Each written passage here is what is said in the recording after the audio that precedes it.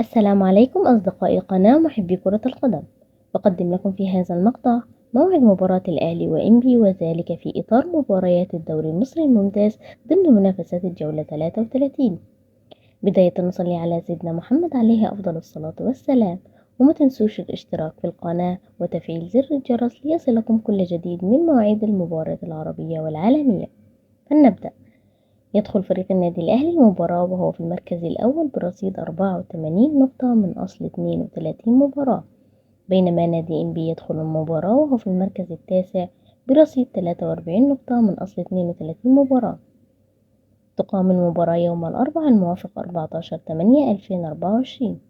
تبدأ المباراة الساعة 9 مساء بتوقيت مصر والسعودية والعراق والكويت وسوريا والأردن وفلسطين واليمن، والساعة 10 مساء بتوقيت الإمارات وعمان، والساعة 8 مساء بتوقيت السودان وليبيا، والساعة 7 مساء بتوقيت تونس والجزائر والمغرب.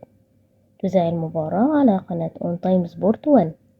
يعلق على المباراة محمد الكواليني. وفي النهاية ما تنسوش تكتبوا لنا توقعاتكم لنتيجة المباراة.